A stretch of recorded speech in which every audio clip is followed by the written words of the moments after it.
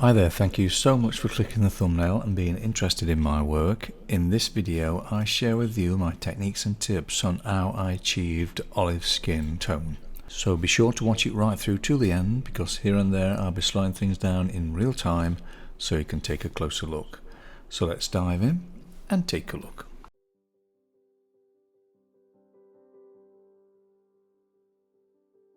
Just going through this outline quite quickly. I'm just put a centre mark in my reference image and a centre mark on my board. It's a 4" by 4" study, and then from there I'm using imaginary angles to try and find the location of certain areas, and then just expand from there then, and then you're just comparing one shape against the other. The pencil I'm using is a 708 Carbothello grey pencil, which is ideal for the outline.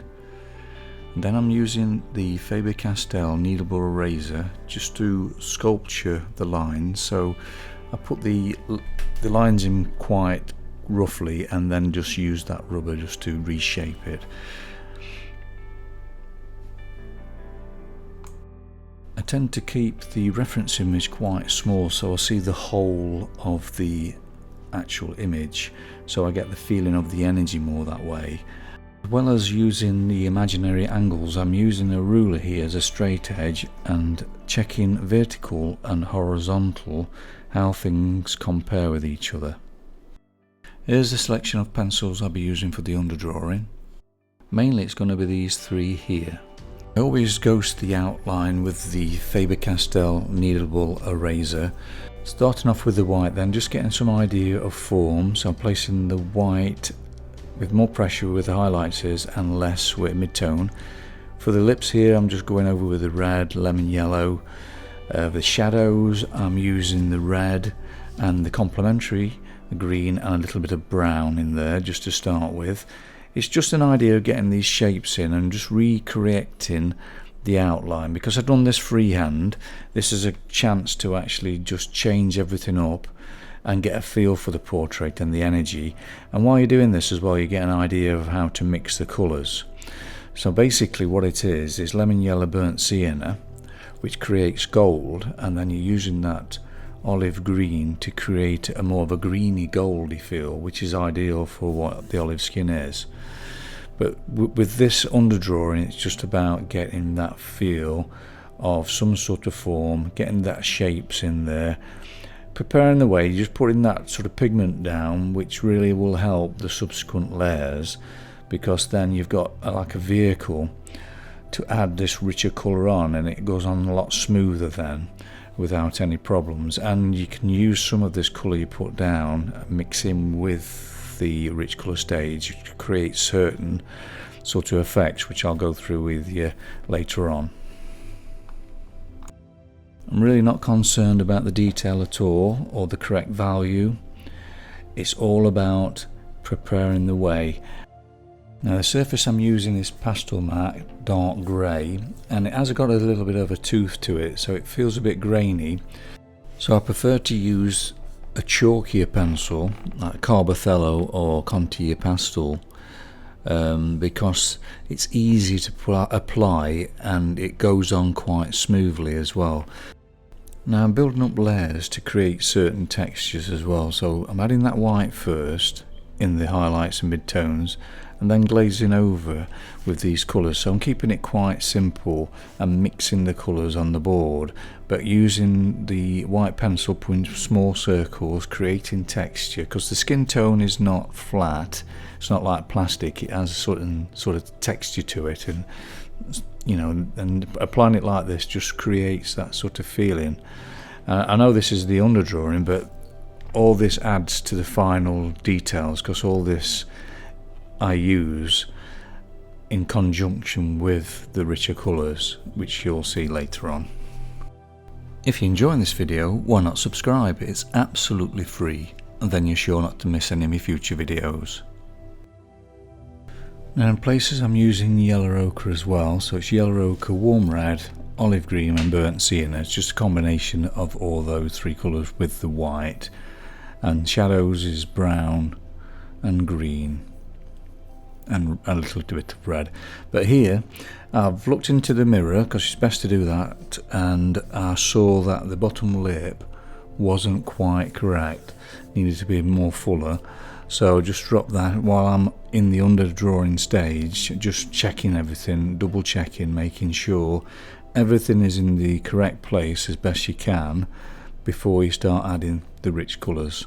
So just sort of adding sort of a little bit of detail here, just a placement of where the highlights is, and just getting everything prepared for when we start with the rich colours. Just correcting the shadow here by adding the burnt sienna and olive green together. Adding red and yellow ochre from the Caran d'Ache range for the rich colour stage, and also this blue to add to the olive green to make it more of a greenier blue.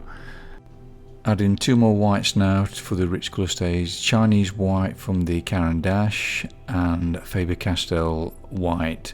Both these colours are really fresh and vibrant, and it adds that sort of richness to it when you add colour over the top, and this white shines through the colour you apply over it, and it gives it that shimmery feel. It gives the skin tone that shine and a gloss that I'm looking for.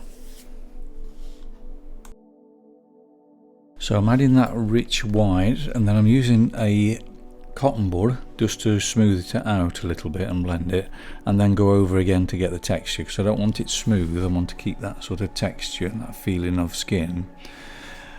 The way I soften it out is use the Carbothello white in conjunction with the other whites, because it's more chalkier, the Carbothello, so it mixes in well and moves the pigment around. So you've got the pigment of the rich colour, and then you can smooth it over with the Carbothello, and then glazing over that with the warm vermilion red from the Caran d'Ache, burnt sienna from the Carbothello range, olive green to desaturate it, and adding the lemon yellow to create the golden feeling to it. So all I'm doing is playing on one area to start with. Always do this, just playing, just seeing what works, just experimenting before you move on to the rest of the portrait. It's a good idea just to choose one area, whatever you're drawn to, and have a play. Just see what works, see what combinations it needs, because this olive skin is slightly different obviously to the other skin tones I do, because I'm using the burnt sienna here. So it's just playing and just seeing how it works together with the warm red.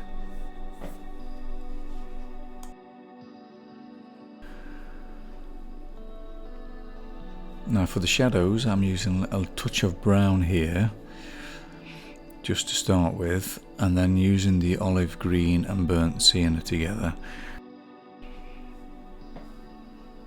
Just got to be patient and just keep persevering, and layer after layer it starts to shape up and things start to look more and more realer as you progress. So this is just a case of getting everything blocked in again, but it's a rich colour blocking rather than the chalky blocking previously. It's not the detail stage, I'm not going to put those in later on in the video. All it is just you're sort of adding that more sort of vibrant colour and being aware now of the values, the chroma and the temperature.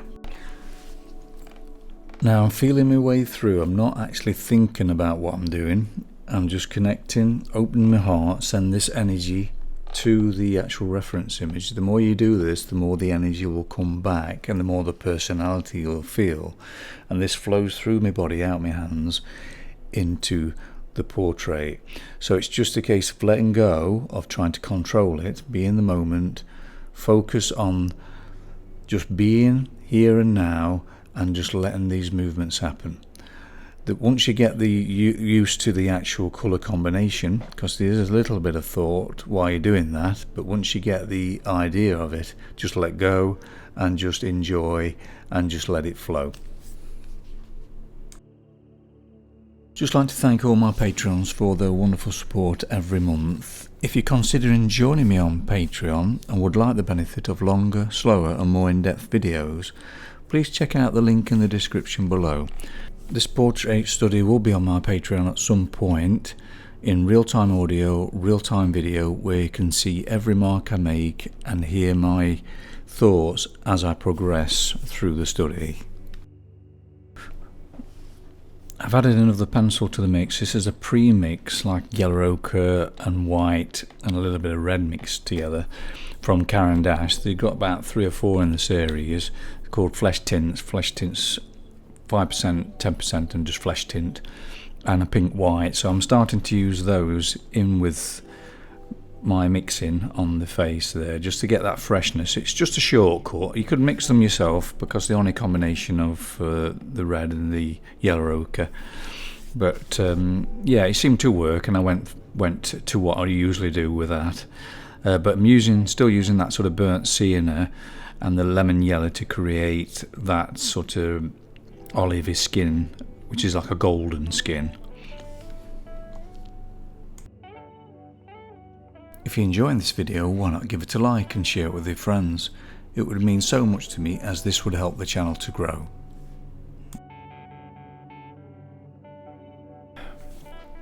Right, working on this brightest area now, just using that Caran d'Ache white to get some pigment in there. Mixing my own green by using blue and yellow there, just trying to keep it similar to what the reference image is. Just blending it with my little finger.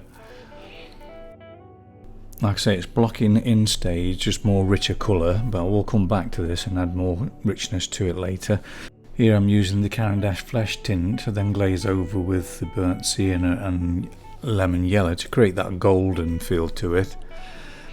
So I'm working on several areas now, trying to get a overall balance.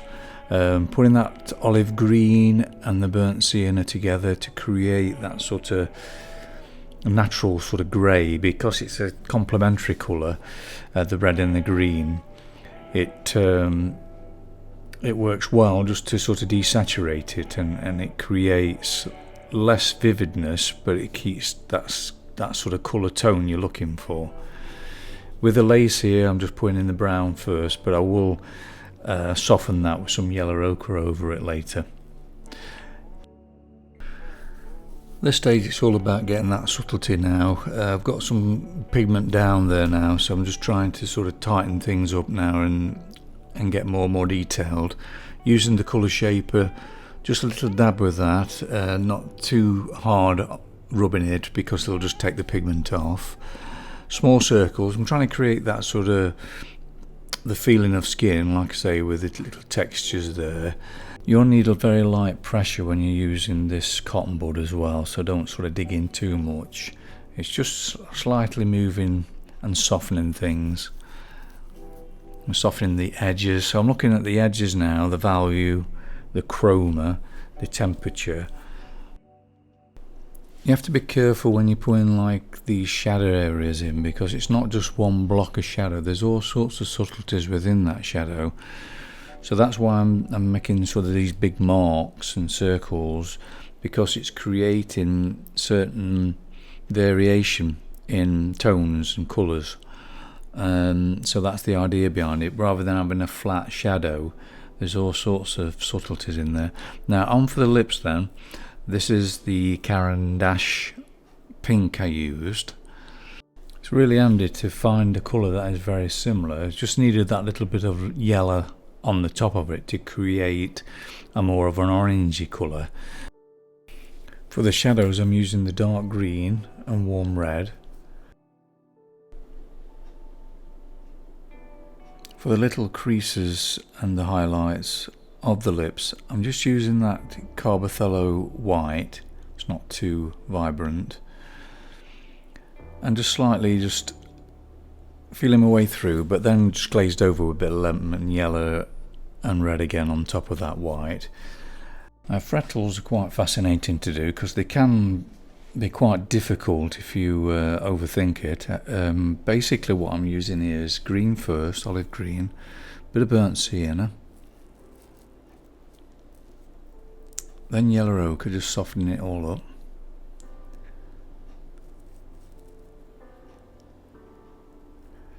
And again here.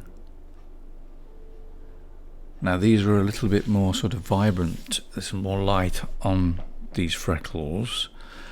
So what I've done is use burnt sienna again and the olive green, but I've used lemon yellow instead of the yellow ochre.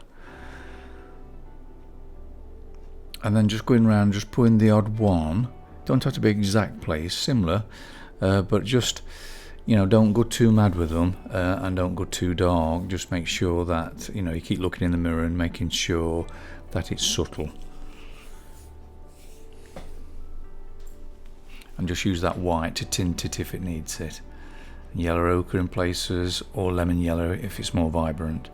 Just softening the edge of this lace now with a bit of yellow ochre, because I didn't want that to stand out. So you've got to look at the edges of it. And then just putting some light skin tone there, just to give it some vibrancy on the edge of the chin there where the light's caught it. Thank you so much for watching the video right till the end. I really appreciate it. I hope you enjoyed it. Very interesting skin tone the olive skin is to do, using that burnt sienna rather than what I normally use. So if there's any questions at all, please leave a message in the description below and I'll get back to you as soon as I can.